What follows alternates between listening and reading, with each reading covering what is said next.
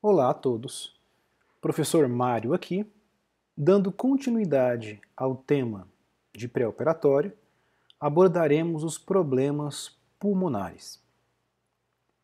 Podemos classificar os problemas pulmonares em dois grandes grupos. Nós podemos ter o paciente asmático e o paciente com DPOC.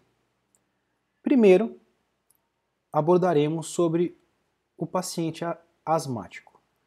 A asma nada mais é do que um distúrbio caracterizado por uma inflamação e aumento da sensibilidade da árvore traqueobronquial a diversos estímulos, resultando em um grau variável de obstrução das vias aéreas.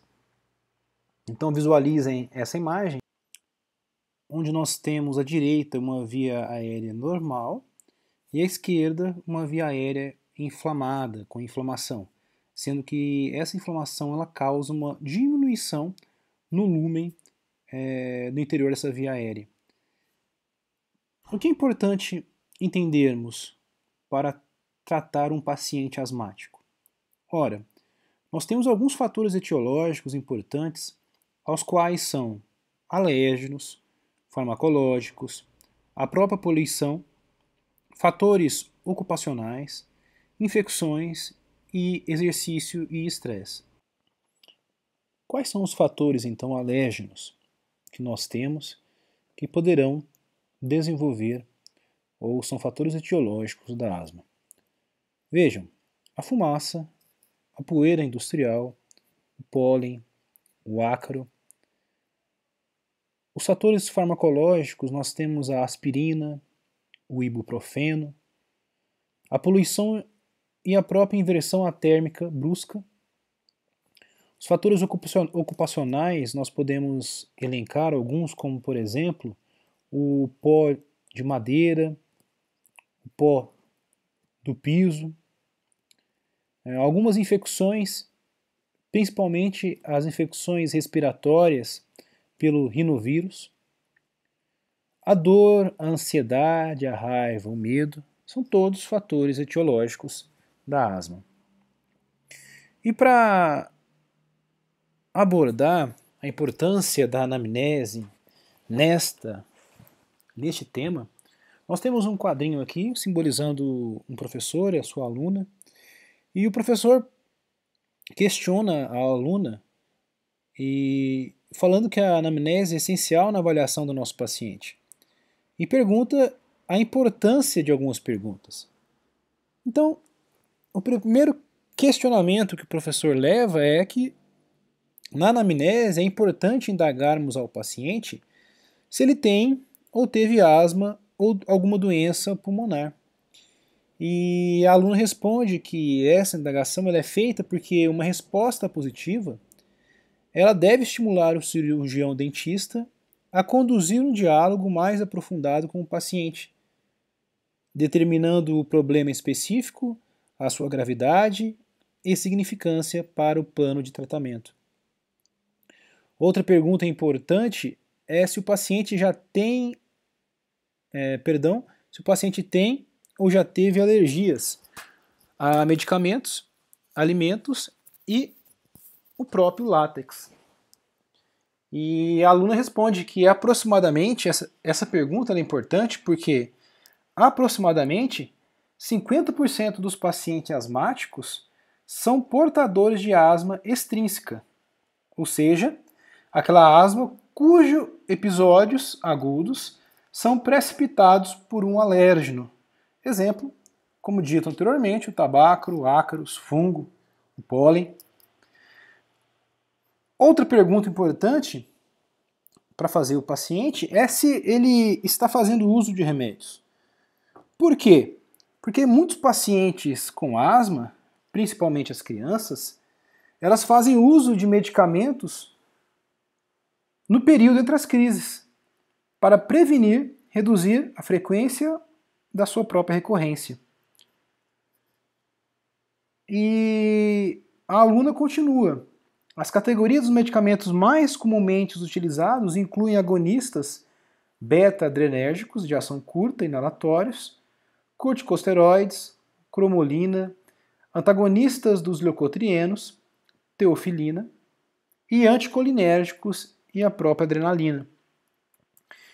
E a maioria dos pacientes asmáticos carrega consigo um medicamento de resgate, que deve ser utilizado para cessar a crise aguda de broncoespasmo. E aí o professor pergunta, né, o que mais você perguntaria para um paciente asmático na anamnese? E uma das perguntas mais importantes que nós devemos fazer é qual tipo de asma o paciente possui, né? Qual é a frequência dos episódios agudos do broncoespasmo, o que provoca as crises, como controla as suas crises e se já necessitou ser hospitalizado por uma crise. E aí o professor fala que está orgulhoso e que aí realmente a aluna pode tomar banho porque ela irá operar esse paciente. Então, quando nós indagamos o aluno e reforçamos a importância da anamnese, principalmente nesses quesitos que falamos nos slides anteriores, é para entender que o paciente ele deve vir, por exemplo, com a sua bombinha, né? Mas o mais importante dele vir com a bombinha é entender, é perguntar se essa bombinha ela funciona em crises agudas e se as crises agudas realmente o levaram ao hospital. Porque se eu sei que o paciente ele tem uma crise por estresse, ansiedade, e que a bombinha não ajuda muito, que ele já parou muitas vezes no hospital, eu tenho que fazer uma abordagem diferente nesse paciente. Esse paciente eu tenho que abordar de outra forma, né? Não é um paciente que eu faça um tratamento dentro da normalidade. Falando nisso, quais são as recomendações para o paciente que tem asma? Né? Primeiro, eu tenho que adiar o tratamento odontológico até que a asma esteja bem controlada e o paciente não tenha os sinais de infecções no trato respiratório. Para saber se ele não tem sinais de infecções no trato respiratório, eu tenho que auscultar o tórax para avaliar possíveis sibilos. Utilizar um protocolo de redução de ansiedade, incluindo aí o óxido nitroso, mas evitar o uso de depressores respiratórios. Avaliar com o médico do paciente a possibilidade de utilizar cromoglicato de sódio no pré-operatório, ou cromolin. Se o paciente faz uso ou fez uso crônico de corticosteroides, providenciar uma profilaxia para a insuficiência suprarrenal. Manter o inalador com broncodilatador facilmente acessível e evitar o uso de anti-inflamatório não esteroidais pela possibilidade de aumento dos leucotrienos. E nós sabemos que os leucotrienos livres, eles promovem a broncoconstricção, sendo contraindicados em pacientes asmáticos. Então, assim como o escoteiro, nós temos que estar sempre alertas para o tratamento do paciente, de forma que quando o paciente tiver uma crise, eu tenho que tranquilizar o paciente, eu tenho que buscar o controle da dor, eu tenho que promover consultas curtas, meu paciente ele deve levar o broncodilatador, eu tenho que ter cuidados com as drogas que eu prescrevo e evitar mudanças de temperaturas. Normalmente o paciente em crise, né, ele senta-se nessa posição, porque ele tem uma melhora na musculatura acessória dos músculos que ele utiliza para a própria respiração. Em caso de emergência, eu tenho que utilizar o broncodilatador via inalação. Em emergências graves, usar drogas, tá? Como por exemplo a adrenalina, numa concentração de 1 para 1000, posologia de 0,3 a 0,5 ml. Pois bem, e o paciente com doença pulmonar obstrutiva crônica, que na verdade apresentam-se como um grupo de doenças pulmonares que bloqueiam o fluxo de ar, dificultando assim a respiração. Exemplos de DPOC nós temos enfisema, a bronquite, E, na verdade, as lesões causadas pelo DPOC, elas são lesões irreversíveis, principalmente no paciente com enfisema, né? Os sintomas incluem falta de ar, sibilos, tosse crônica, produção excessiva de muco. E nesses pacientes, o importante é observarmos que normalmente esses pacientes produzem muito muco, sendo preferencialmente atendê-los num período mais vespertino.